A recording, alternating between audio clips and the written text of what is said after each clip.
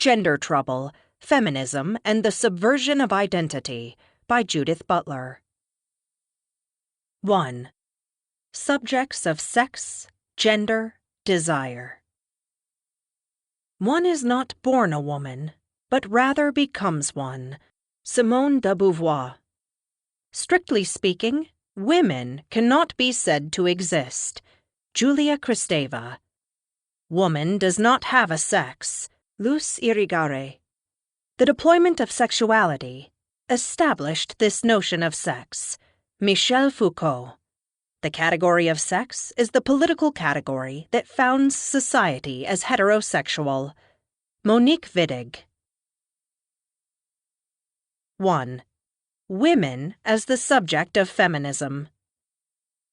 For the most part, feminist theory has assumed that there is some existing identity, understood through the category of women, who not only initiates feminist interests and goals within discourse, but constitutes the subject for whom political representation is pursued. But politics and representation are controversial terms. On the one hand, representation serves as the operative term within a political process that seeks to extend visibility and legitimacy to women as political subjects. On the other hand, representation is the normative function of a language, which is said either to reveal or to distort what is assumed to be true about the category of women. For feminist theory, the development of a language that fully or adequately represents women has seemed necessary to foster the political visibility of women. This has seemed obviously important considering the pervasive cultural condition in which women's lives were either misrepresented or not represented at all. Recently, this prevailing conception of the relation between feminist theory and politics has come under challenge from within feminist discourse. The very subject of women is no longer understood in stable or abiding terms. There is a great deal of material that not only questions the viability of the subject as the ultimate candidate for representation, or indeed liberation, but there is very little agreement, after all, on what it is that constitutes, or ought to constitute, the category of women. The domains of political and linguistic representation set out in advance the criterion by which subjects themselves are formed, with the result that representation is extended only to what can be acknowledged as a subject. In other words, the qualifications for being a subject must first be met before representation can be extended. Foucault points out that juridical systems of power produce the subjects they subsequently come to represent.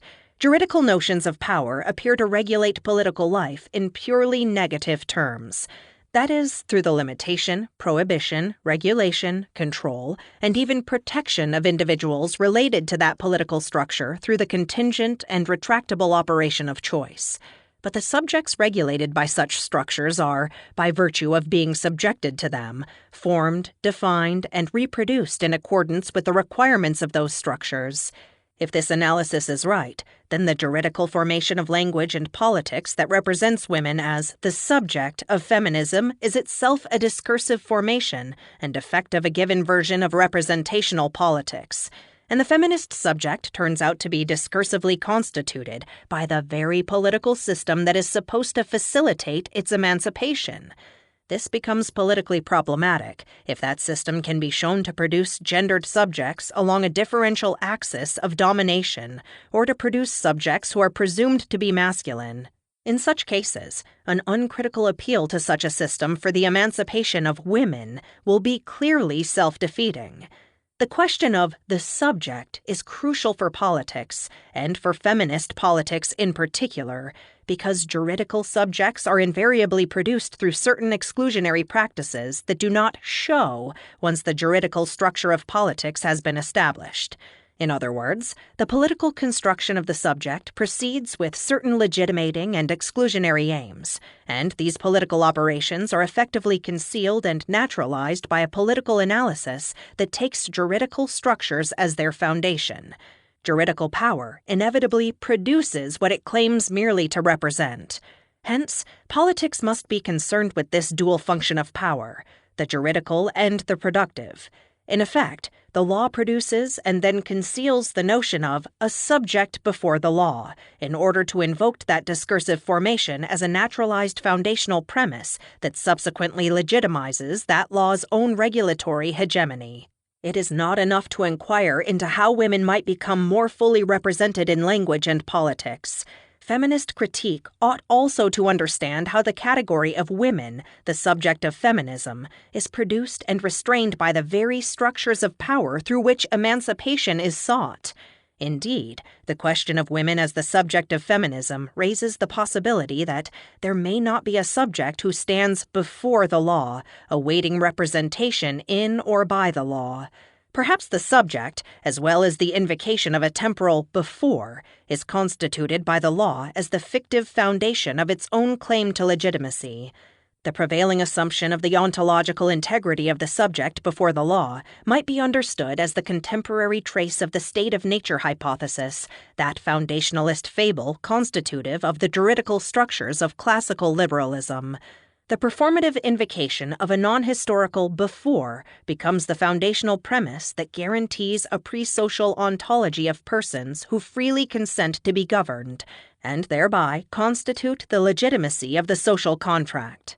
Apart from the foundationalist fictions that support the notion of the subject, however, there is the political problem that feminism encounters in the assumption that the term women denotes a common identity.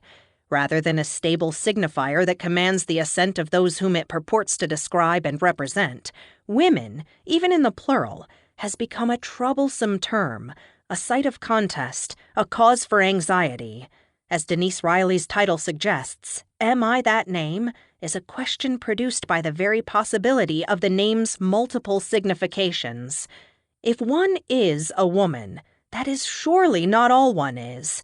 The term fails to be exhaustive, not because a pre-gendered person transcends the specific paraphernalia of its gender, but because gender is not always constituted coherently or consistently in different historical contexts, and because gender intersects with racial, class, ethnic, sexual, and regional modalities of discursively constituted identities.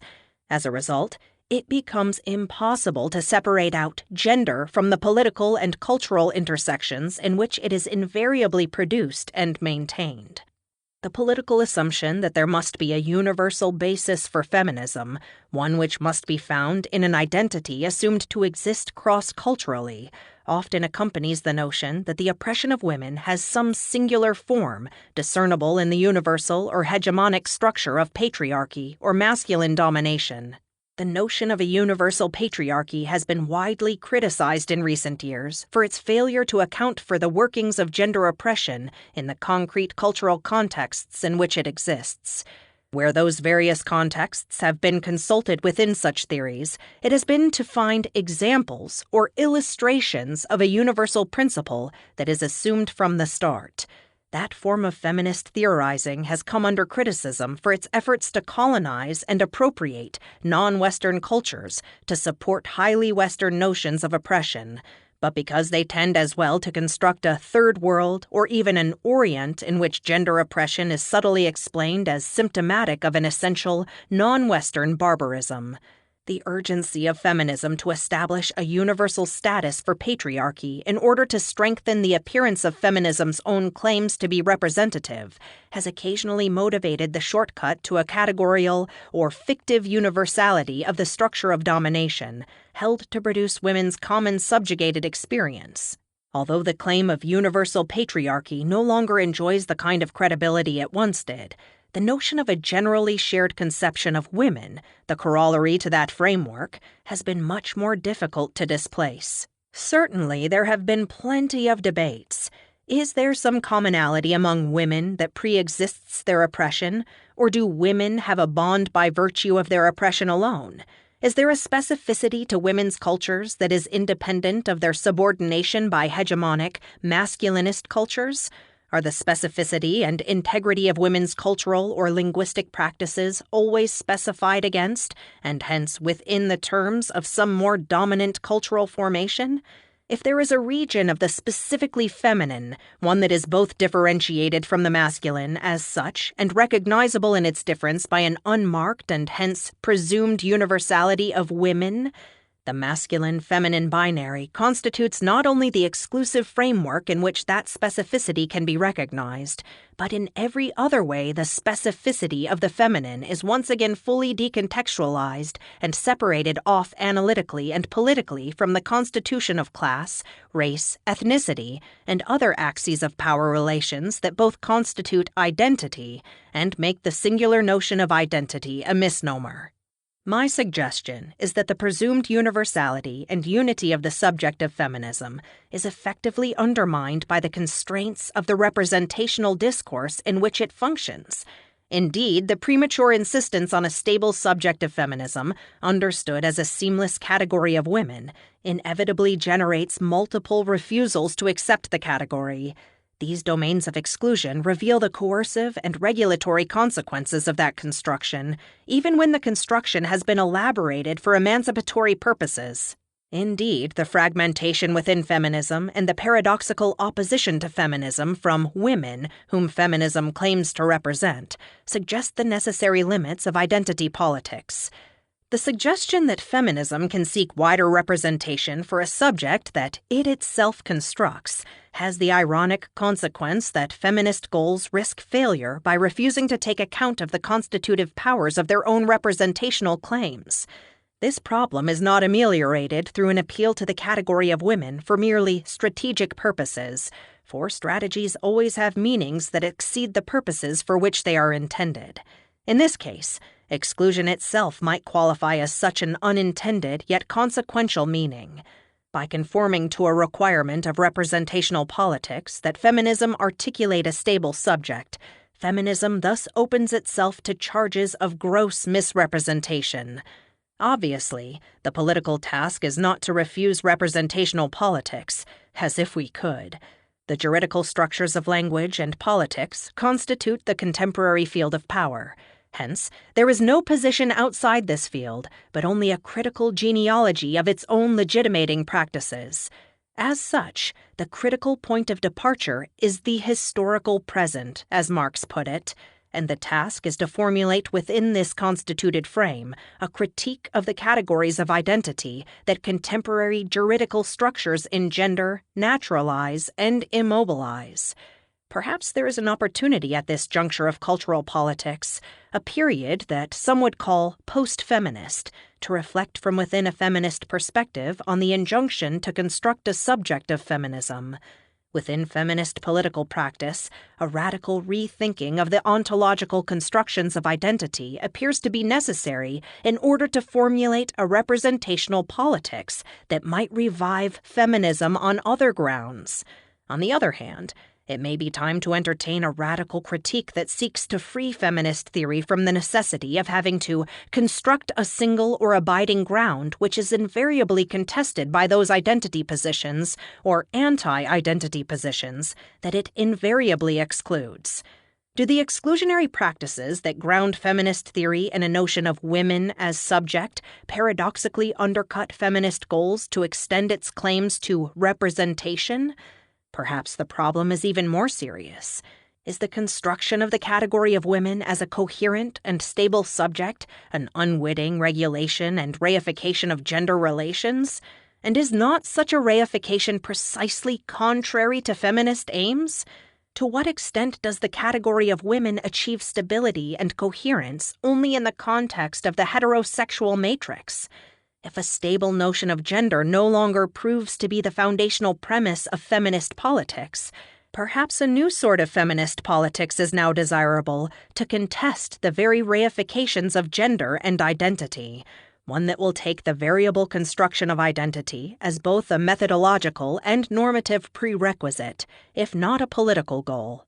To trace the political operations that produce and conceal what qualifies as the juridical subject of feminism is precisely the task of a feminist genealogy of the category of women. In the course of this effort to question women as the subject of feminism, the unproblematic invocation of that category may prove to preclude the possibility of feminism as a representational politics. What sense does it make to extend representation to subjects who are constructed through the exclusion of those who fail to conform to unspoken normative requirements of the subject? What relations of domination and exclusion are inadvertently sustained when representation becomes the sole focus of politics?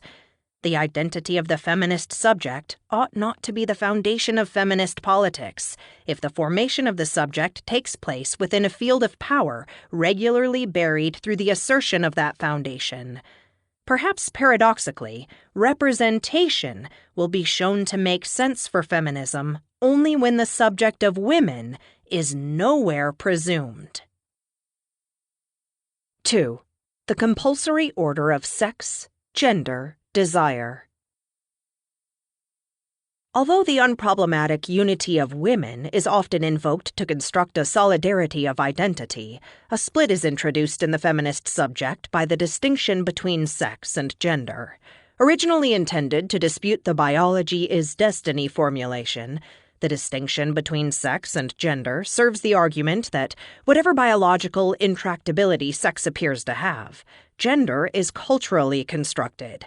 Hence, gender is neither the causal result of sex nor as seemingly fixed as sex. The unity of the subject is thus already potentially contested by the distinction that permits of gender as a multiple interpretation of sex. If gender is the cultural meanings that the sexed body assumes, then a gender cannot be said to follow from a sex in any one way. Taken to its logical limit, the sex/gender distinction suggests a radical discontinuity between sexed bodies and culturally constructed genders. Assuming for the moment the stability of binary sex, it does not follow that the construction of men will accrue exclusively to the bodies of males, or that women will interpret only female bodies. Further, even if the sexes appear to be unproblematically binary in their morphology and constitution, which will become a question, there is no reason to assume that genders ought also to remain as two. The presumption of a binary gender system implicitly retains the belief in a mimetic relation of gender to sex, whereby gender mirrors sex or is otherwise restricted by it. When the constructed status of gender is theorized as radically independent of sex, gender itself becomes a free-floating artifice, with the consequence that man and masculine might just as easily signify a female body as a male one, and woman and feminine a male body as easily as a female one. This radical splitting of the gendered subject poses yet another set of problems. Can we refer to a given sex or a given gender without first inquiring into how sex and/or gender is given, through what means? And what is sex, anyway? Is it natural, anatomical, chromosomal, or hormonal? And how is a feminist critic to assess the scientific discourses which purport to establish such facts for us? Does sex have a history? Does each sex have a different history or histories? Is there a history of how the duality of sex was established, a genealogy that might expose the binary options as a variable construction? Are the ostensibly natural facts of sex discursively produced by various scientific discourses in the service of other political and social interests? If the immutable character of sex is contested, perhaps this construct called sex is as culturally constructed as gender. Indeed, perhaps it was always already gender, with the consequence that the distinction between sex and gender turns out to be no distinction at all. It would make no sense, then, to define gender as the cultural interpretation of sex, if sex itself is a gendered category. Gender ought not to be conceived merely as the cultural inscription of meaning on a pre-given sex, a juridical conception. Gender must also designate the very apparatus of production whereby the sexes themselves are established. As a result, gender is not to culture as sex is to nature. Gender is also the discursive, cultural means by which sexed nature, or a natural sex, is produced and established as prediscursive, prior to culture, a politically neutral surface on which culture acts. This construction of sex as the radically unconstructed will concern us again in the discussion of Levi-Strauss and structuralism in Chapter 2. At this juncture, it is already clear that one way the internal stability and binary frame for sex is effectively secured is by casting the duality of sex in a prediscursive domain. This production of sex as the prediscursive ought to be understood as the effect of the apparatus of cultural construction designated by gender.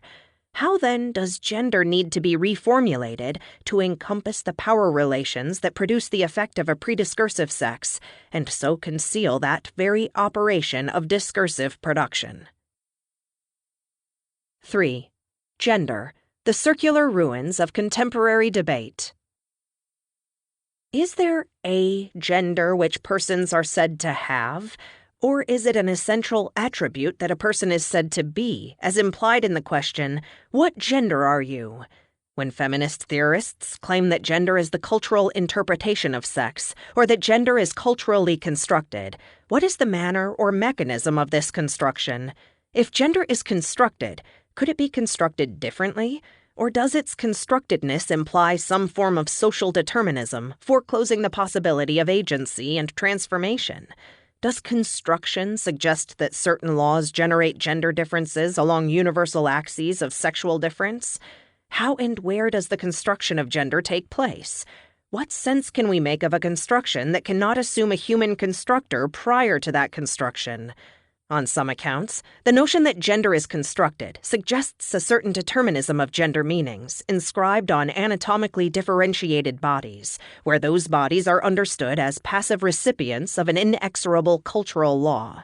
When the relevant culture that constructs gender is understood in terms of such a law or set of laws, then it seems that gender is as determined and fixed as it was under the biology is destiny formulation. In such a case, not biology, but culture becomes destiny. On the other hand, Simone de Beauvoir suggests in The Second Sex that one is not born a woman, but rather becomes one.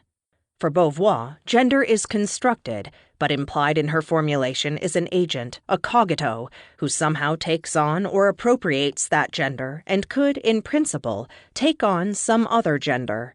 Is gender as variable and volitional as Beauvoir's account seems to suggest? Can construction in such a case be reduced to a form of choice? Beauvoir is clear that one becomes a woman, but always under a cultural compulsion to become one. And clearly, the compulsion does not come from sex. There is nothing in her account that guarantees that the one who becomes a woman is necessarily female. If the body is a situation, as she claims, there is no recourse to a body that has not always already been interpreted by cultural meanings. Hence, sex could not qualify as a prediscursive anatomical facticity. Indeed, sex, by definition, will be shown to have been gender all along. The controversy over the meaning of construction appears to founder on the conventional philosophical polarity between free will and determinism. As a consequence, one might reasonably suspect that some common linguistic restriction on thought both forms and limits the terms of the debate. Within those terms, the body appears as a passive medium on which cultural meanings are inscribed, or as the instrument through which an appropriative and interpretive will determines a cultural meaning for itself. In either case, the body is figured as a mere instrument or medium for which a set of cultural meanings are only externally related. But the body is itself a construction, as are the myriad bodies that constitute the domain of gendered subjects. Bodies cannot be said to have a signifiable existence prior to the mark of their gender. The question then emerges: to what extent does the body come into being in and through the marks of gender? How do we reconceive the body no longer as a passive medium or instrument awaiting the enlivening capacity of a distinctly immaterial will? Whether gender or sex is fixed or free is a function of a discourse which, it will be suggested, seeks to set certain limits to analysis or to safeguard certain tenets of humanism as presuppositional to any analysis of gender.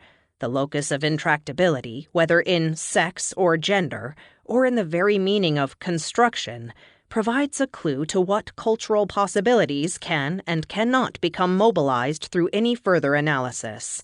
The limits of the discursive analysis of gender presuppose and preempt the possibilities of imaginable and realizable gender configurations within culture.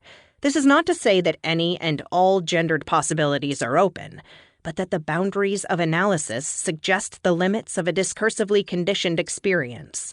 These limits are always set within the terms of a hegemonic cultural discourse predicated on binary structures that appear as the language of universal rationality.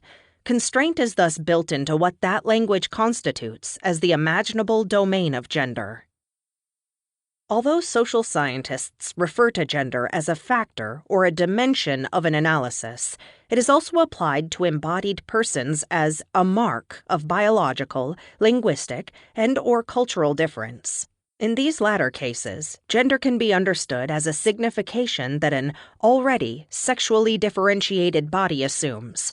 But even then, that signification exists only in relation to another, opposing signification.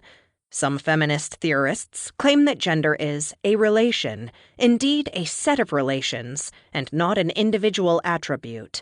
Others, following Beauvoir, would argue that only the feminine gender is marked, that the universal person and the masculine gender are conflated, thereby defining women in terms of their sex and extolling men as the bearers of a body-transcendent universal personhood. In a move that complicates the discussion further, Luce Irigaray argues that women constitute a paradox, if not a contradiction, within the discourse of identity itself. Women are the sex, which is not one. Within a language pervasively masculinist, a phallogocentric language, women constitute the unrepresentable. In other words, women represent the sex that cannot be thought, a linguistic absence and opacity. Within a language that rests on univocal signification, the female sex constitutes the unconstrainable and undesignatable. In this sense, women are the sex which is not one, but multiple. In opposition to Beauvoir, for whom women are designated as the other, Irigaray argues that both the subject and the other are masculine mainstays of a closed phallogocentric signifying economy that achieves its totalizing goal through the exclusion of the feminine altogether. For Beauvoir, women are the negative of men, the lack against which masculine identity differentiates itself. For Irigaray, that particular dialectic constitutes a system that excludes an entirely different economy of signification. Women are not only represented falsely within the Sartrean frame of signifying subject and signified other, but the falsity of the signification points out the entire structure of representation as inadequate. The sex which is not one, then, provides a point of departure for a criticism of hegemonic Western representation and of the metaphysics of substance that structures the very notion of the subject. What is the metaphysics of substance, and how does it inform thinking about the categories of sex? In the first instance, humanist conceptions of the subject tend to assume a substantive person who is the bearer of various essential and non-essential attributes. A humanist feminist position might understand gender as an attribute of a person who is characterized essentially as a pre-gendered substance, or core, called the person, denoting a universal capacity for reason, moral deliberation, or language. The universal conception of the person, however, is displaced as a point of departure for a social theory of gender by those historical and anthropological positions that understand gender as a relation among socially constituted subjects in specifiable contexts. This relational or contextual point of view suggests that what the person is, and indeed what gender is always relative to the constructed relations in which it is determined. As a shifting and contextual phenomenon, gender does not denote a substantive being, but a relative point of convergence among culturally and historically specific sets of relations. Irigaray would maintain, however, that the feminine sex is a point of linguistic absence, the impossibility of a grammatically denoted substance, and hence the point of view that exposes that substance as an abiding and foundational illusion of a masculinist discourse. This absence is not marked as such within the masculine signifying economy, a contention that reverses Beauvoir's argument, and Wittig's, that the female sex is marked while the male sex is not. For Irigaray, the female sex is not a lack or an other that immanently and negatively defines the subject and its masculinity. On the contrary, the female sex eludes the very requirements of representation, for she is neither other nor the lack, those categories remaining relative to the Sartrean subject, immanent to that phallogocentric scheme. Hence, for Irigaray, the feminine could never be the mark of a subject, as Beauvoir would suggest. Further, the feminine could not be theorized in terms of a determinate relation between the masculine and the feminine within any given discourse, for discourse is not a relevant notion here. Even in their variety, discourses constitute so many modalities of phallogocentric language. The female sex is thus also the subject that is not one. The relation between masculine and feminine cannot be represented in a signifying economy in which the masculine constitutes the closed circle of signifier and signified. Paradoxically enough, Beauvoir prefigured this impossibility in The Second Sex, when she argued that men could not settle the question of women because they would then be acting as both judge and party to the case. The distinctions among the positions are far from discrete. Each of them can be understood to problematize the locality and meaning of both the subject and gender within the context of socially instituted gender asymmetry. The interpretive possibilities of gender are in no sense exhausted by the alternatives suggested. The problematic circularity of a feminist inquiry into gender is underscored by the presence of positions which, on the one hand, presume that gender is a secondary characteristic of persons, and those which, on the other hand, argue that the very notion of the person, positioned within language as a subject, is a masculinist construction and prerogative which effectively excludes the structural and semantic possibility of a feminine gender. The consequence of such sharp disagreements about the meaning of gender, indeed whether gender is the term to be argued about at all, or whether the discursive construction of sex is indeed more fundamental, or perhaps women or woman and or men and man, establishes the need for a radical rethinking of the categories of identity within the context of relations of radical gender asymmetry.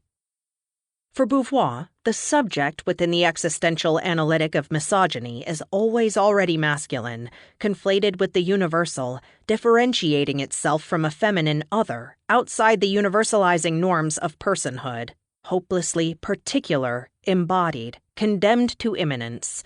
Although Beauvoir is often understood to be calling for the right of women, in effect, to become existential subjects, and hence for inclusion within the terms of an abstract universality, her position also implies a fundamental critique of the very disembodiment of the abstract masculine epistemological subject.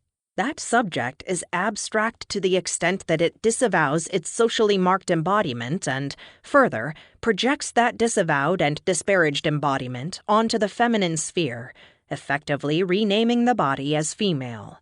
This association of the body with the female works along magical relations of reciprocity, whereby the female sex becomes restricted to its body, and the male body, fully disavowed, becomes, paradoxically, the incorporeal instrument of an ostensibly radical freedom.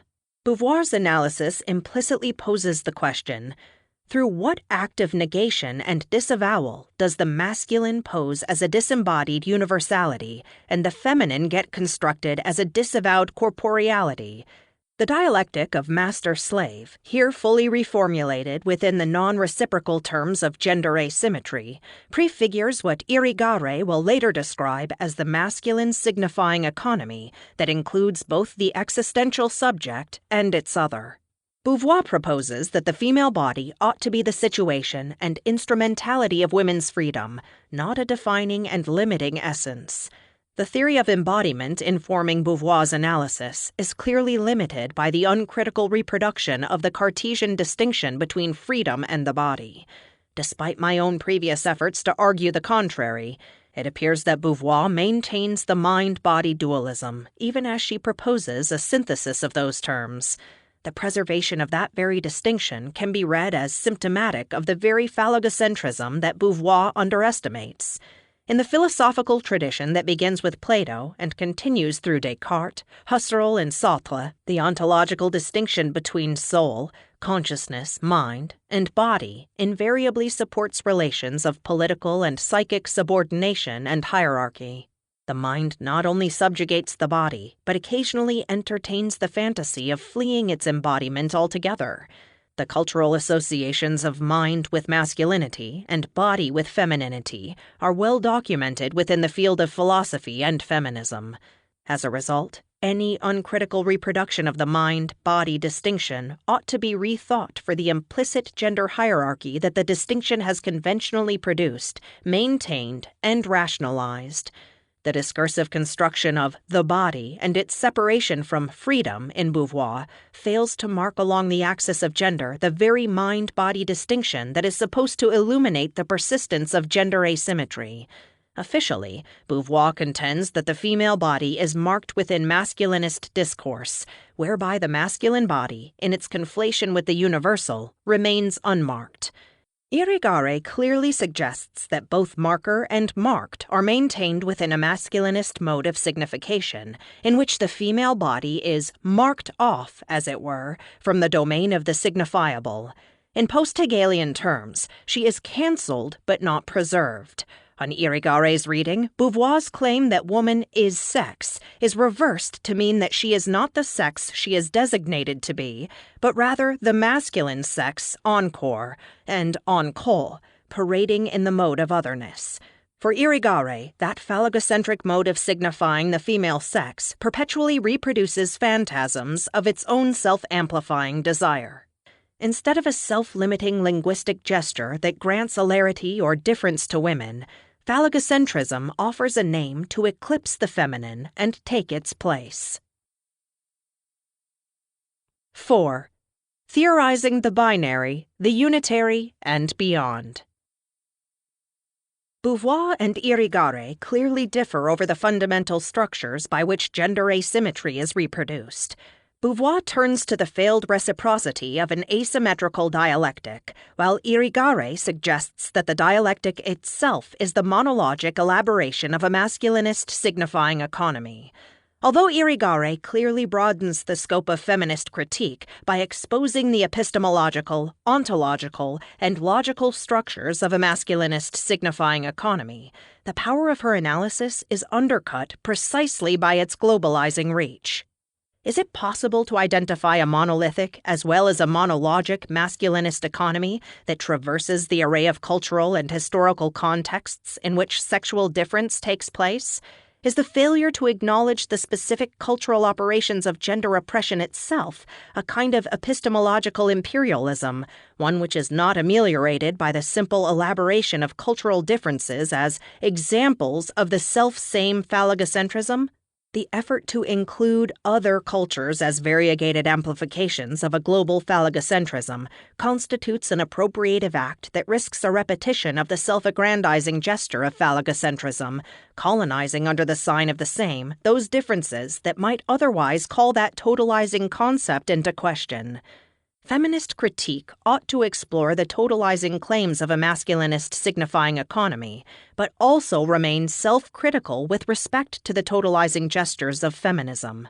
The effort to identify the enemy as singular in form is a reverse discourse that uncritically mimics the strategy of the oppressor instead of offering a different set of terms.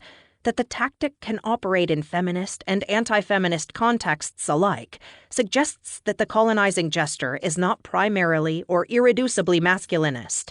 It can operate to affect other relations of racial, class, and heterosexist subordination, to name but a few. And clearly, listing the varieties of oppression, as I began to do, assumes their discrete, sequential coexistence along a horizontal axis that does not describe their convergences within the social field. A vertical model is similarly insufficient. Oppressions cannot be summarily ranked, causally related, distributed among planes of originality and derivativeness. Indeed, the field of power, structured in part by the imperializing gesture of dialectical appropriation, exceeds and encompasses the axis of sexual difference, offering a mapping of intersecting differentials which cannot be summarily hierarchized either within the terms of phallogocentrism or any other candidate for the position of primary condition of oppression. Rather than an exclusive tactic of masculinist signifying economies, dialectical appropriation and suppression of the other is one tactic among many, deployed centrally but not exclusively in the service of expanding and rationalizing the masculinist domain. The contemporary feminist debates over essentialism raise the question of the universality of female identity and masculinist oppression in other ways. Universalistic claims are based on a common or shared epistemological standpoint, understood as the articulated consciousness or shared structures of oppression, or in the ostensibly transcultural structures of femininity, maternity, sexuality, and/or écriture féminine. The opening discussion in this chapter argued that this globalizing gesture has spawned a number of criticisms from women who claim that the category of women is normative and exclusionary and is invoked with the unmarked dimensions of class and racial privilege intact. In other words, the insistence upon the coherence and unity of the category of women has effectively refused the multiplicity of cultural, social, and political intersections in which the concrete array of women are constructed. Some efforts have been made to formulate coalitional politics which do not assume in advance what the content of women will be. They propose instead a set of dialogic encounters by which variously positioned women articulate separate identities within the framework of an emergent coalition. Clearly, the value of coalitional politics is not to be underestimated, but the very form of coalition, of an emerging and unpredictable assemblage of positions, cannot be figured in advance. Despite the clearly democratizing impulse that motivates coalition building, the coalitional theorist can inadvertently reinsert herself as sovereign of the process by trying to assert an ideal form for coalitional structures in advance, one that will effectively guarantee unity as the outcome. Related efforts to determine what is and is not the true shape of a dialogue, what constitutes a subject position, and, most importantly, when unity has been reached, can impede the self-shaping and self-limiting dynamics of coalition. The insistence in advance on coalitional unity as a goal assumes that solidarity, whatever its price, is a prerequisite for political action. But what sort of politics demands that kind of advance purchase on unity? Perhaps a coalition needs to acknowledge its contradictions and take action with those contradictions intact. Perhaps also part of what dialogic understanding entails is the acceptance of divergence, breakage, splinter, and fragmentation as part of the often tortuous process of democratization. The very notion of dialogue is culturally specific and historically bound, and while one speaker may feel secure that a conversation is happening, another may be sure it is not. The power relations that condition and limit dialogic possibilities need first to be interrogated. Otherwise, the model of dialogue risks relapsing into a liberal model that assumes that speaking agents occupy equal positions of power and speak with the same presuppositions about what constitutes agreement and unity, and indeed, that those goals are the goals to be sought. It would be wrong to assume in advance that there is a category of women that simply needs to be filled in with various components of race, class, age, ethnicity, and sexuality in order to become complete. The assumption of its essential incompleteness permits that category to serve as a permanently available site of contested meanings. The definitional incompleteness of the category might then serve as a normative ideal relieved of coercive force. Is unity necessary for effective political action?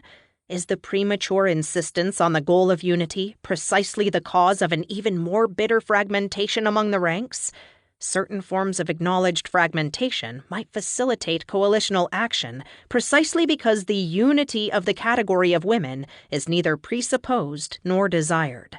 Does unity set up an exclusionary form of solidarity at the level of identity that rules out the possibility of a set of actions which disrupt the very borders of identity concepts, or which seek to accomplish precisely that disruption as an explicit political aim?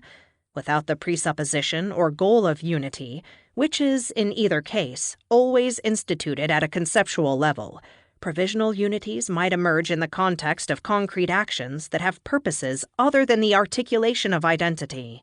without the compulsory expectation that feminist actions must be instituted from some stable, unified, and agreed-upon identity, those actions might well get a quicker start and seem more congenial to a number of women for whom the meaning of the category is permanently moot.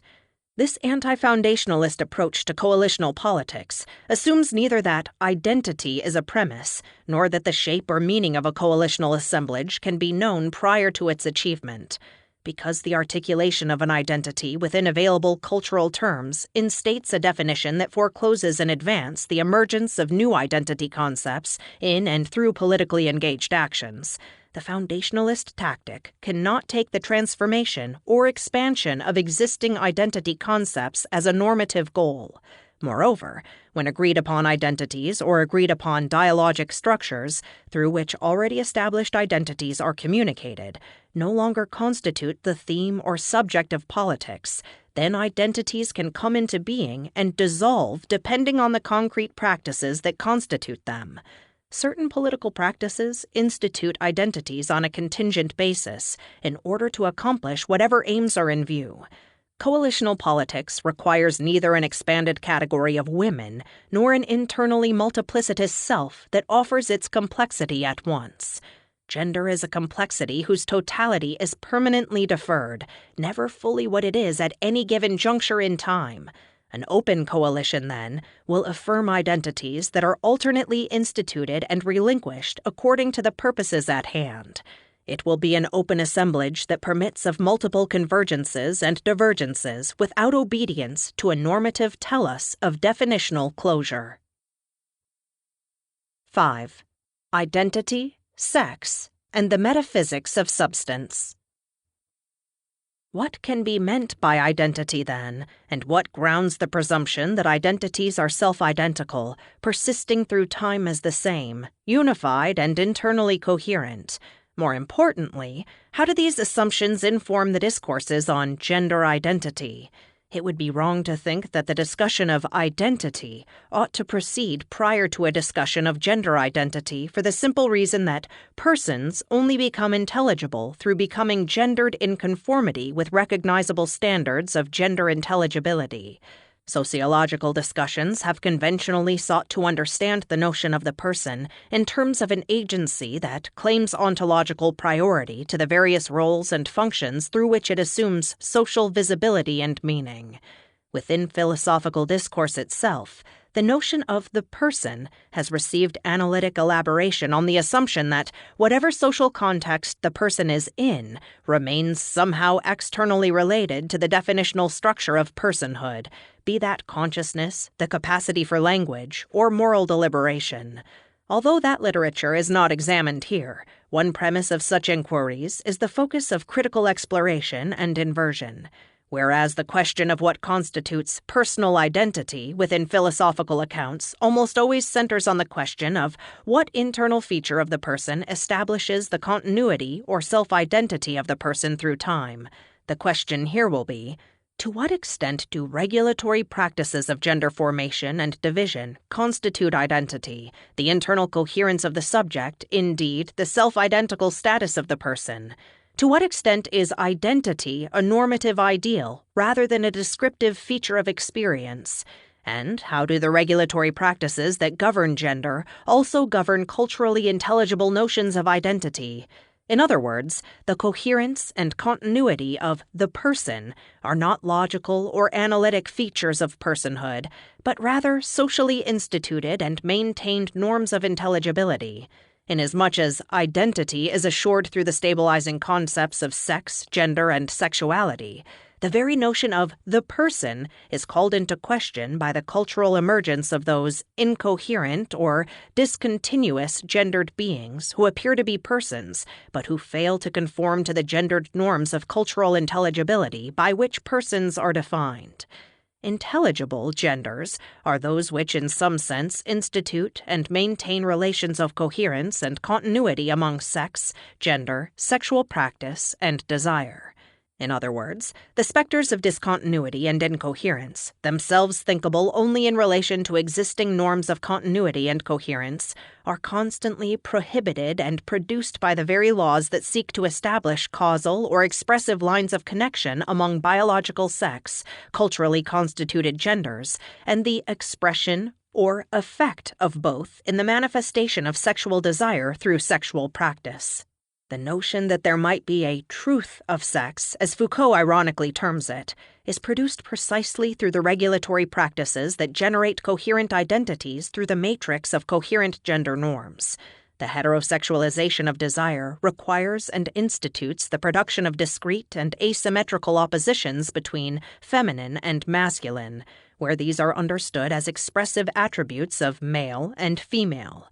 The cultural matrix through which gender identity has become intelligible requires that certain kinds of identities cannot exist, that is, those in which gender does not follow from sex, and those in which the practices of desire do not follow from either sex or gender. Follow, in this context, is a political relation of entailment instituted by the cultural laws that establish and regulate the shape and meaning of sexuality.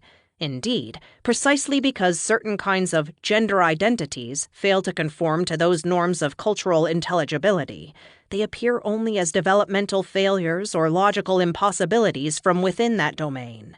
Their persistence and proliferation, however, provide critical opportunities to expose the limits and regulatory aims of that domain of intelligibility, and hence to open up within the very terms of that matrix of intelligibility rival and subversive matrices of gender disorder. Before such disordering practices are considered, however, it seems crucial to understand the matrix of intelligibility. Is it singular? Of what is it composed? What is the peculiar alliance presumed to exist between a system of compulsory heterosexuality and the discursive categories that establish the identity concepts of sex? If identity is an effect of discursive practices, to what extent is gender identity, construed as a relationship among sex, gender, sexual practice, and desire, the effect of a regulatory practice that can be identified as compulsory heterosexuality? Would that explanation return us to yet another totalizing frame in which compulsory heterosexuality merely takes the place of phallogocentrism as the monolithic cause of gender oppression? Within the spectrum of French feminist and post-structuralist theory, very different regimes of power are understood to produce the identity concepts of sex. Consider the divergence between those positions, such as Irigares, that claim there is only one sex, the masculine, that elaborates itself in and through the production of the other, and those positions, Foucault's for instance, that assume that the category of sex, whether masculine or feminine, is a production of a diffuse regulatory economy of sexuality. Consider also Wittig's argument that the category of sex is, under the conditions of compulsory heterosexuality, always feminine, the masculine remaining unmarked and hence synonymous with the universal. Wittig concurs, however paradoxically, with Foucault in claiming that the category of sex would itself disappear and indeed dissipate through the disruption and displacement of heterosexual hegemony. The various explanatory models offered here suggest the very different ways in which the category of sex is understood, depending on how the field of power is articulated. Is it possible to maintain the complexity of these fields of power and think through their productive capacities together? On the one hand, Irigares' theory of sexual difference suggests that women can never be understood on the model of a subject within the conventional representational systems of Western culture, precisely because they constitute the fetish of representation, and hence the unrepresentable as such. Women can never be, according to this ontology of substances, precisely because they are the relation of difference, the excluded, by which that domain marks itself off. Women are also a difference that cannot be understood as the simple negation or other of the always already masculine subject. As discussed earlier, they are neither the subject nor its other, but a difference from the economy of binary opposition, itself a ruse for a monologic elaboration of the masculine. Central to each of these views, however, is the notion that sex appears within hegemonic language as a substance, as, metaphysically speaking, a self-identical being. This appearance is achieved through a performative twist of language and/or discourse that conceals the fact that being a sex or a gender is fundamentally impossible. For Irigaray, grammar can never be a true index of gender relations, precisely because it supports the substantial model of gender as a binary relation between two positive and representable terms. In Irigaray's view, the substantive grammar of gender, which assumes men and women, as well as their attributes of masculine and feminine, is an example of a binary that effectively masks the univocal and hegemonic discourse of the masculine, phallogocentrism, silencing the feminine as a site of subversive multiplicity. For Foucault, the substantive grammar of sex imposes an artificial binary relation between the sexes, as well as an artificial internal coherence within each term of that binary. The binary regulation of sexuality suppresses the subversive multiplicity of a sexuality that disrupts heterosexual, reproductive, and medico-juridical hegemonies. For Wittig, the binary restriction on sex serves the reproductive aims of a system of compulsory heterosexuality. Occasionally, she claims that the overthrow of compulsory heterosexuality will inaugurate a true humanism of the person, freed from the shackles of sex. In other contexts, she suggests that the profusion and diffusion of a non-phallocentric erotic economy will dispel the illusion of sex, gender, and identity. At yet other textual moments, it seems that the lesbian emerges as a third gender that promises to transcend the binary restriction on sex imposed by the system of compulsory heterosexuality. In her defense of the cognitive subject, Wittig appears to have no metaphysical quarrel with the hegemonic modes of signification or representation. Indeed, the subject, with its attribute of self-determination, appears to be the rehabilitation of the agent of existential choice under the name of the lesbian. The advent of individual subjects demands first destroying the categories of sex. The lesbian is the only concept I know of which is beyond the categories of sex. She does not criticize the subject as invariably masculine according to the rules of an inevitably patriarchal symbolic, but proposes in its place the equivalent of a lesbian subject as language user. The identification of women with sex, for Beauvoir as for Wittig, is a conflation of the category of women with the ostensibly sexualized features of their bodies, and hence a refusal to grant freedom and autonomy to women as it is purportedly enjoyed by men. Thus, the destruction of the category of sex would be the destruction of an attribute, sex, that has, through a misogynist gesture of synecdoche, come to take the place of the person, the self-determining cogito. In other words, only men are persons, and there is no gender but the feminine. Gender is the linguistic index of the political opposition between the sexes. Gender is used here in the singular because, indeed, there are not two genders. There is only one, the feminine, the masculine not being a gender, for the masculine is not the masculine, but the general.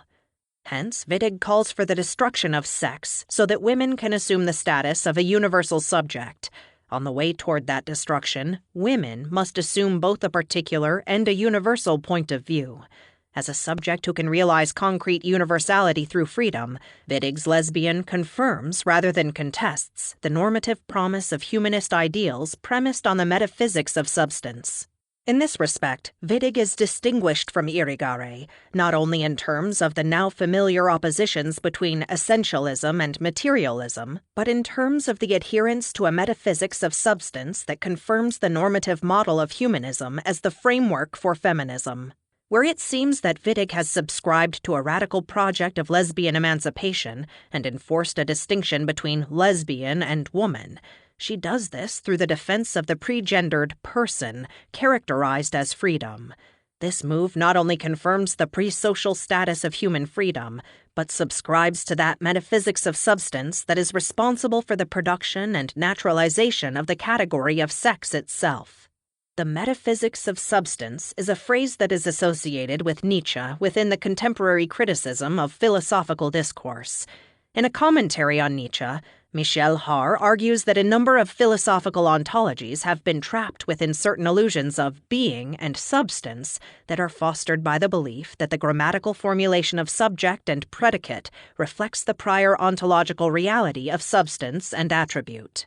These constructs, argues Haar, constitute the artificial philosophical means by which simplicity, order, and identity are effectively instituted.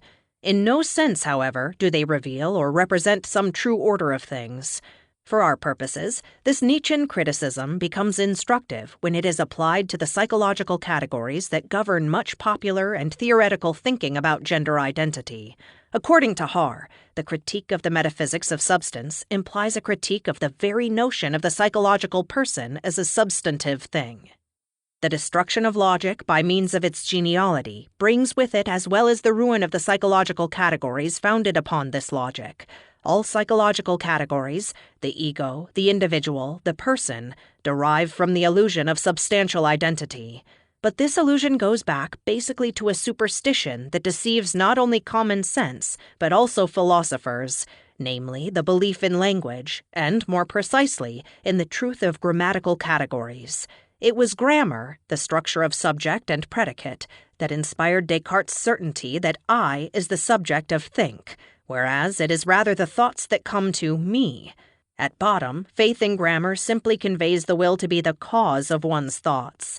The subject, the self, the individual are just so many false concepts, since they transform into substances, fictitious unities, having at the start only a linguistic reality.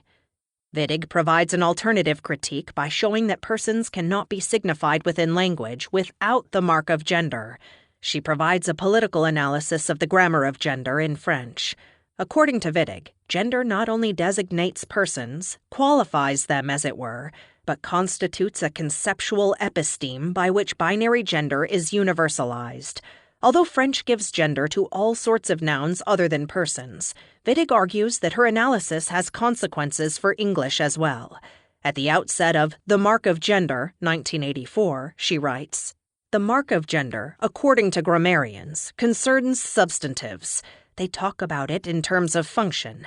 If they question its meaning, they may joke about it, calling gender a fictive sex. As far as the categories of the person are concerned, both, English and French, are bearers of gender to the same extent. Both indeed give way to a primitive ontological concept that enforces in language a division of beings into sexes.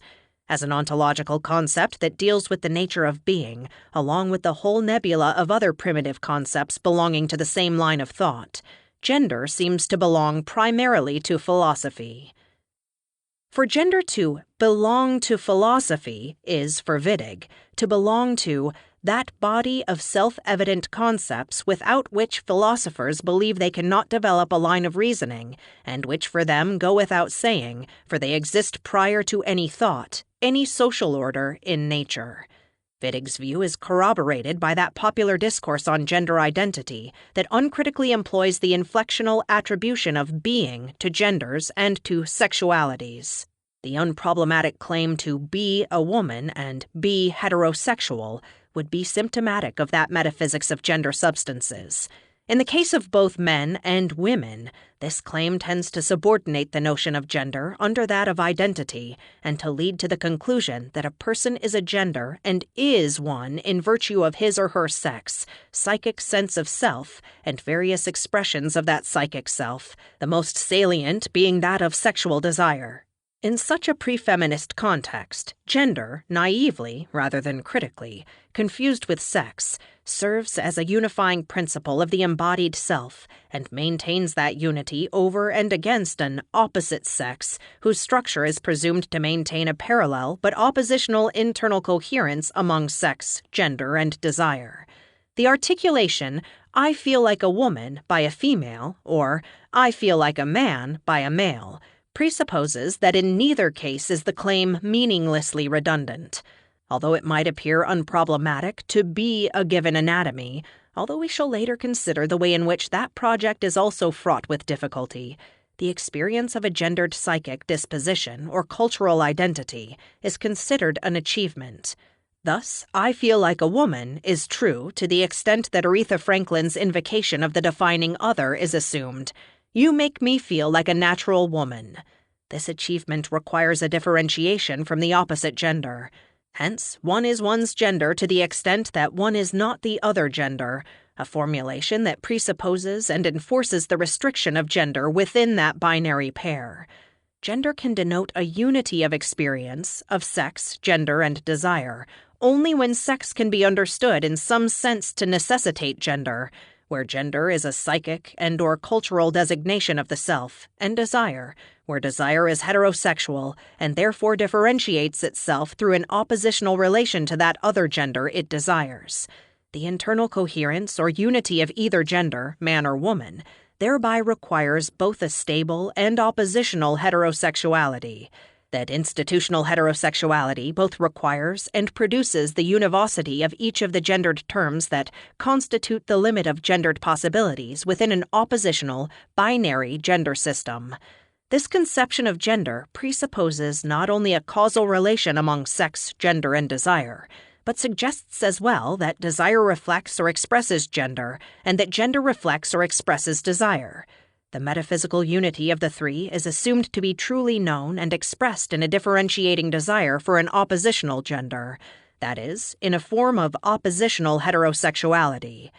Whether as a naturalistic paradigm which establishes a causal continuity among sex, gender, and desire, or as an authentic expressive paradigm in which some true self is said to be revealed simultaneously or successively in sex, gender, and desire, here, the old dream of symmetry, as Irigaray has called it, is presupposed, reified, and rationalized.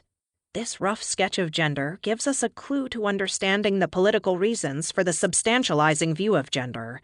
The institution of a compulsory and naturalized heterosexuality requires and regulates gender as a binary relation in which the masculine term is differentiated from a feminine term, and this differentiation is accomplished through the practices of heterosexual desire. The act of differentiating the two oppositional moments of the binary results in a consolidation of each term, the respective internal coherence of sex, gender, and desire. The strategic displacement of that binary relation and the metaphysics of substance on which it relies presuppose that the categories of female and male, woman and man, are similarly produced within the binary frame. Foucault implicitly subscribes to such an explanation. In the closing chapter of the first volume of the History of Sexuality, and in his brief but significant introduction to Herculine Barbon, being the recently discovered journals of a 19th century hermaphrodite, Foucault suggests that the category of sex, prior to any categorization of sexual difference, is itself constructed through a historically specific mode of sexuality. The tactical production of the discrete and binary categorization of sex conceals the strategic aims of that very apparatus of production by postulating sex as a cause of sexual experience, behavior, and desire. Foucault's genealogical inquiry exposes this ostensible cause as an effect, the production of a given regime of sexuality that seeks to regulate sexual experience by instating the discrete categories of sex as foundational and causal functions within any discursive account of sexuality.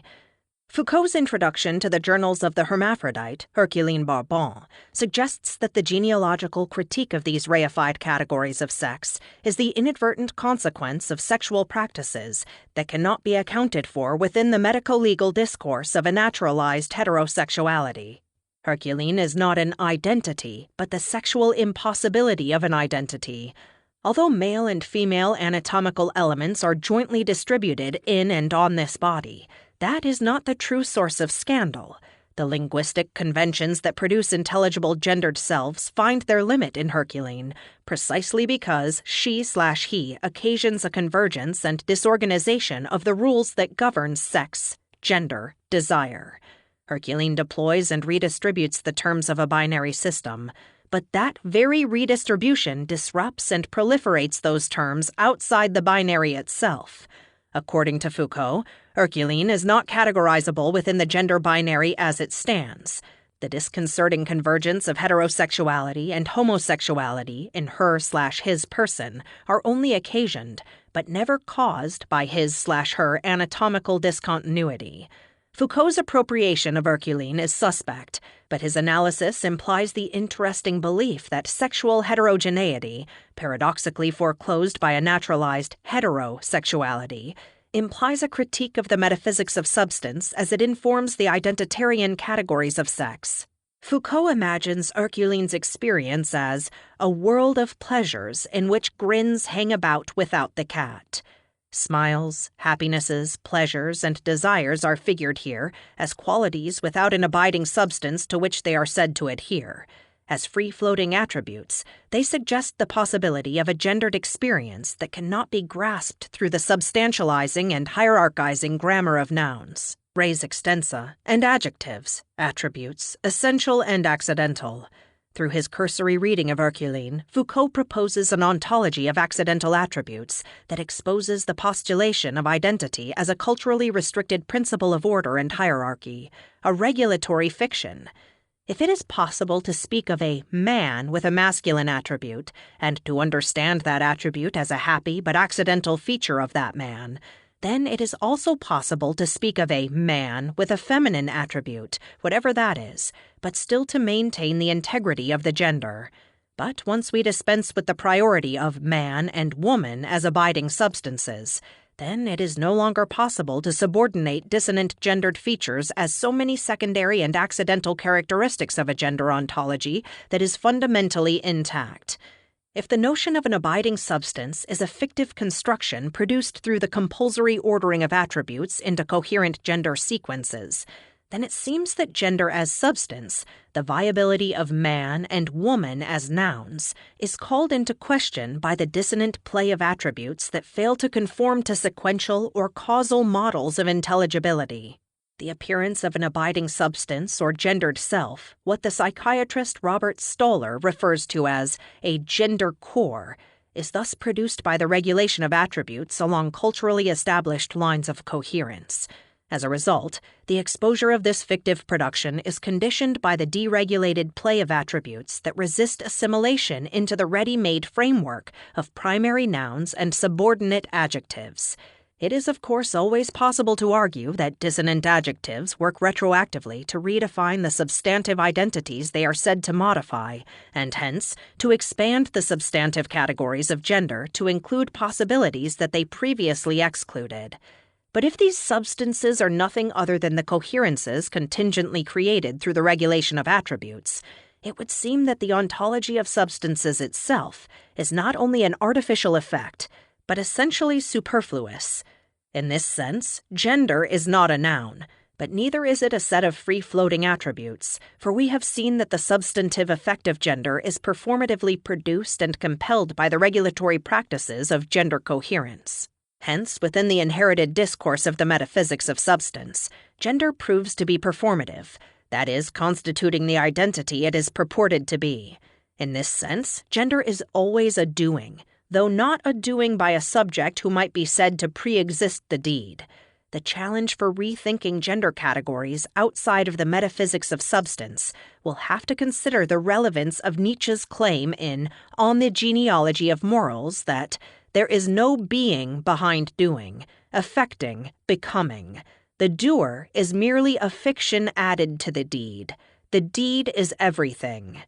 In an application that Nietzsche himself would not have anticipated or condoned, we might state as a corollary, there is no gender identity behind the expressions of gender. That identity is performatively constituted by the very expressions that are said to be its results. 6. Language, power, and the strategies of displacement. A great deal of feminist theory and literature has nevertheless assumed that there is a doer behind the deed. Without an agent, it is argued, there can be no agency, and hence no potential to initiate a transformation of relations of domination within society. Wittig's radical feminist theory occupies an ambiguous position within the continuum of theories on the question of the subject. On the one hand, Wittig appears to dispute the metaphysics of substance, but on the other hand, she retains the human subject, the individual, as the metaphysical locus of agency. While Wittig's humanism clearly presupposes that there is a doer behind the deed, her theory nevertheless delineates the performative construction of gender within the material practices of culture, disputing the temporality of those explanations that would confuse cause with result. In a phrase that suggests the intertextual space that links Wittig with Foucault and reveals the traces of the Marxist notion of reification in both of their theories, she writes, A materialist feminist approach shows that what we take for the cause or origin of oppression is in fact only the mark imposed by the oppressor, the myth of woman, plus its material effects and manifestations in the appropriated consciousness and bodies of women. Thus, this mark does not pre-exist oppression. Sex is taken as an immediate given, a sensible given, physical features belonging to a natural order. But what we believe to be a physical and direct perception is only a sophisticated and mythic construction, an imaginary formation. Because this production of nature operates in accord with the dictates of compulsory heterosexuality, the emergence of homosexual desire, in her view, transcends the categories of sex. If desire could liberate itself, it would have nothing to do with the preliminary marking by sexes. Wittig refers to sex as a mark that is somehow applied by an institutionalized heterosexuality, a mark that can be erased or obfuscated through practices that effectively contest that institution. Her view, of course, differs radically from Irigarei's. The latter would understand the mark of gender to be part of the hegemonic signifying economy of the masculine that operates through the self-elaborating mechanisms of specularization that have virtually determined the field of ontology within the Western philosophical tradition. For Wittig, language is an instrument or tool that is in no way misogynist in its structures, but only in its applications. For Irigaray, the possibility of another language or signifying economy is the only chance at escaping the mark of gender, which, for the feminine, is nothing but the phallogocentric erasure of the female sex. Whereas Irigaray seeks to expose the ostensible binary relation between the sexes as a masculinist ruse that excludes the feminine altogether, Wittig argues that positions like Irigaray's reconsolidate the binary between masculine and feminine and recirculate a mythic notion of the feminine. Clearly drawing on Beauvoir's critique of the myth of the feminine in The Second Sex, Wittig asserts, there is no feminine writing. Wittig is clearly attuned to the power of language to subordinate and exclude women. As a materialist, however, she considers language to be another order of materiality, an institution that can be radically transformed. Language ranks among the concrete and contingent practices and institutions maintained by the choices of individuals, and hence weakened by the collective actions of choosing individuals. The linguistic fiction of sex, she argues, is a category produced and circulated by the system of compulsory heterosexuality in an effort to restrict the production of identities along the axis of heterosexual desire. In some of her work, both male and female homosexuality, as well as other positions independent of the heterosexual contract, provide the occasion either for the overthrow or the proliferation of the category of sex. In The Lesbian Body and elsewhere, however, Wittig appears to take issue with genitally organized sexuality per se, and to call for an alternative economy of pleasures which would both contest the construction of female subjectivity marked by women's supposedly distinctive reproductive function. Here, the proliferation of pleasures outside the reproductive economy suggests both a specifically feminine form of erotic diffusion, understood as a counter-strategy to the reproductive construction of geniality. In a sense, The Lesbian Body can be understood, for Wittig, as an inverted reading of Freud's 3 essays on the theory of sexuality, in which he argues for the developmental superiority of genital sexuality over and against the less restricted and more diffuse infantile sexuality. Only the invert, the medical classification invoked by Freud for the homosexual, fails to achieve the genital norm.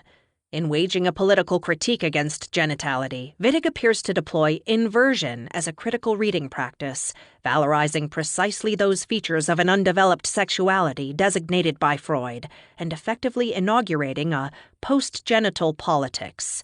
Indeed, the notion of development can be read only as normalization within the heterosexual matrix. And yet, is this the only reading of Freud possible?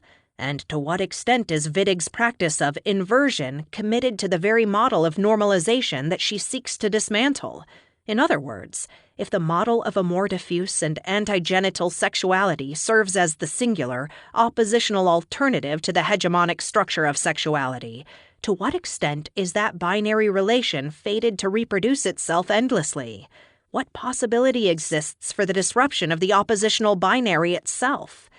Wittig's oppositional relationship to psychoanalysis produces the unexpected consequence that her theory presumes precisely that psychoanalytic theory of development, now fully inverted, that she seeks to overcome.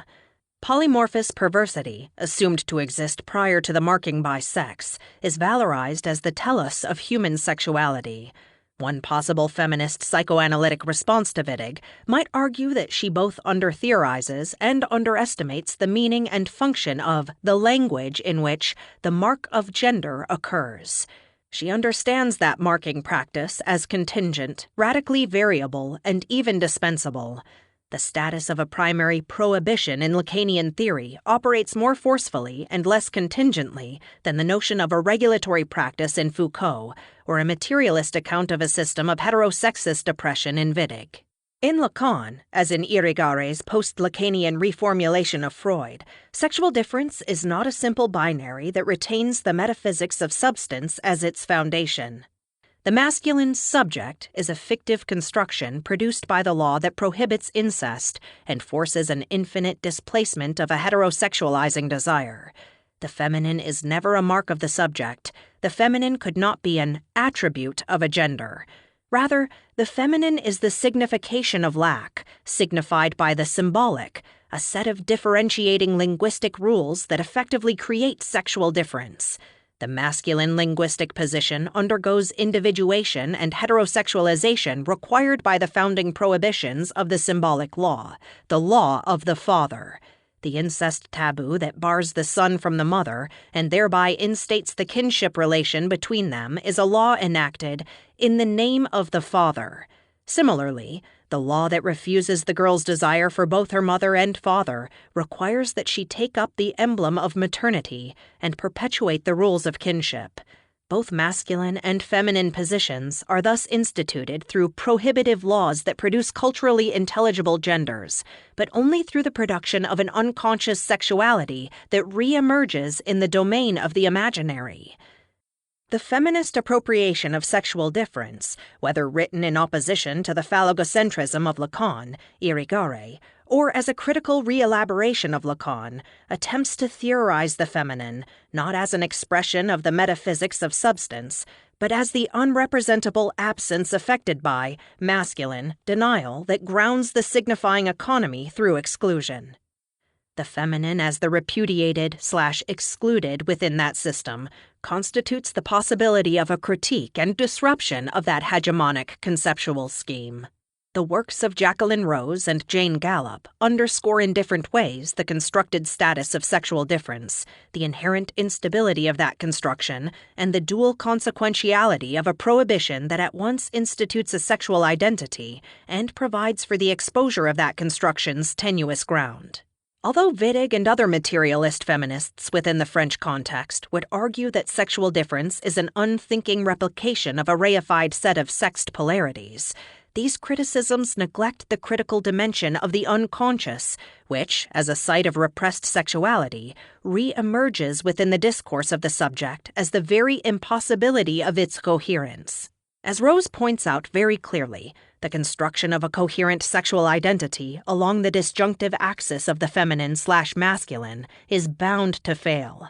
The disruptions of this coherence through the inadvertent reemergence of the repressed reveal not only that identity is constructed, but that the prohibition that constructs identity is inefficacious. The paternal law ought to be understood not as a deterministic divine will, but as a perpetual bumbler, preparing the ground for the insurrections against him. The differences between the materialist and Lacanian and post-Lacanian positions emerge in a normative quarrel over whether there is a retrievable sexuality either before or outside the law in the mode of the unconscious or after the law as a post-genital sexuality. Paradoxically, the normative trope of polymorphous perversity is understood to characterize both views of alternative sexuality. There is no agreement, however, on the manner of delimiting that law or set of laws. The psychoanalytic critique succeeds in giving an account of the construction of the subject, and perhaps also the illusion of substance, within the matrix of normative gender relations. In her existential materialist mode, Wittig presumes the subject, the person, to have a pre-social and pre-gendered integrity. On the other hand, the paternal law in Lacan, as well as the monologic mastery of phallogocentrism in Irrigare, bear the mark of a monotheistic singularity that is perhaps less unitary and culturally universal than the guiding structuralist assumptions of the account presume. But the quarrel seems also to turn on the articulation of a temporal trope of a subversive sexuality that flourishes prior to the imposition of a law, after its overthrow, or during its reign as a constant challenge to its authority. Here it seems wise to reinvoke Foucault, who, in claiming that sexuality and power are coextensive, implicitly refutes the postulation of a subversive or emancipatory sexuality which could be free of the law. We can press the argument further by pointing out that the before of the law and the after are discursively and performatively instituted modes of temporality that are invoked within the terms of a normative framework, which asserts that subversion, destabilization, or displacement requires a sexuality that somehow escapes the hegemonic prohibitions on sex. For Foucault, those prohibitions are invariably and inadvertently productive in the sense that the subject, who is supposed to be founded and produced in and through those prohibitions, does not have access to a sexuality that is in some sense outside, before, or after power itself. Power, rather than the law, encompasses both the juridical, prohibitive and regulatory, and the productive, inadvertently generative, functions of differential relations. Hence, the sexuality that emerges within the matrix of power relations is not a simple replication or a copy of the law itself, a uniform repetition of a masculinist economy of identity. The productions swerve from their original purposes and inadvertently mobilize possibilities of subjects that do not merely exceed the bounds of cultural intelligibility, but effectively expand the boundaries of what is, in fact, culturally intelligible.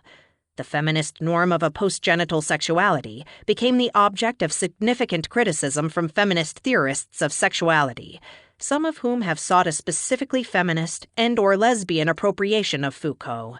This utopian notion of a sexuality freed from heterosexual constructs, a sexuality beyond sex, failed to acknowledge the ways in which power relations continue to construct sexuality for women, even within the terms of a liberated heterosexuality or lesbianism. The same criticism is waged against the notion of a specifically feminine sexual pleasure that is radically differentiated from phallic sexuality. Irigare's occasional efforts to derive a specific feminine sexuality from a specific female anatomy have been the focus of anti-essentialist arguments for some time. The return to biology as the ground of a specific feminine sexuality or meaning seems to defeat the feminist premise that biology is not destiny. But whether feminine sexuality is articulated here through a discourse of biology for purely strategic reasons, or whether it is, in fact, a feminist return to biological essentialism, the characterization of female sexuality as radically distinct from a phallic organization of sexuality remains problematic. Women who fail either to recognize that sexuality as their own or understand their sexuality as partially constructed within the terms of the phallic economy are potentially written off within the terms of that theory as male-identified or unenlightened. Indeed, it is often unclear within Irigare's text whether sexuality is culturally constructed or whether it is only culturally constructed within the terms of the phallus. In other words, is specifically feminine pleasure outside of culture at its prehistory or as its utopian future? If so, what use is such a notion for negotiating the contemporary struggles of sexuality within the terms of its construction? The pro-sexuality movement within feminist theory and practice has effectively argued that sexuality is always constructed within the terms of discourse and power, where power is partially understood in terms of heterosexual and phallic cultural conventions. The emergence of a sexuality constructed, not determined, in these terms within lesbian, bisexual, and heterosexual contexts is, therefore, not a sign of a masculine identification in some reductive sense. It is not the failed project of criticizing phallogocentrism or heterosexual hegemony, as if a political critique could effectively undo the cultural construction of the feminist critic's sexuality. If sexuality is culturally constructed within existing power relations, then the postulation of a normative sexuality that is before, outside, or beyond power is a cultural impossibility and a politically impracticable dream, one that postpones the concrete and contemporary task of rethinking subversive possibilities for sexuality and identity within the terms of power itself. This critical task presumes, of course, that to operate within the matrix of power is not the same as to replicate uncritically relations of domination. It offers the possibility of a repetition of the law which is not its consolidation, but its displacement, in the place of a male-identified sexuality in which male serves as the cause and irreducible meaning of that sexuality. We might develop a notion of sexuality constructed in terms of phallic relations of power that replay and redistribute the possibilities of that phallicism precisely through the subversive operation of identification that are, within the power field of sexuality, inevitable. If identifications, following Jacqueline Rose, can be exposed as phantasmatic, then it must be possible to enact an identification that displays its phantasmatic structure. If there is no radical repudiation of a culturally constructed sexuality, what is left is the question of how to acknowledge and do the construction one is invariably in. Are there forms of repetition that do not constitute a simple imitation, reproduction, and hence consolidation of the law, the anachronistic notion of male identification that ought to be discarded from a feminist vocabulary? What possibilities of gender configurations exist among the various emergent and occasionally convergent matrices of cultural intelligibility that govern gendered life? Within the terms of feminist sexual theory, it is clear that the presence of power dynamics within sexuality is in no sense the same as the simple consolidation or augmentation of a heterosexist or phallogocentric power regime. The presence of so-called heterosexual conventions within homosexual contexts, as well as the proliferation of specifically gay discourses of sexual difference, as in the case of butch and femme as historical identifiers of sexual style, cannot be explained as chimerical representations of originally heterosexual identities. And neither can they be understood as the pernicious insistence of heterosexist constructs within gay sexuality and identity. The repetition of heterosexual constructs within sexual cultures, both gay and straight, may well be the inevitable site of denaturalization and mobilization of gender categories. The replication of heterosexual constructs in non-heterosexual frames brings into relief the utterly constructed status of the so-called heterosexual original. Thus, gay is to straight, not as copy is to original, but rather as copy is to copy.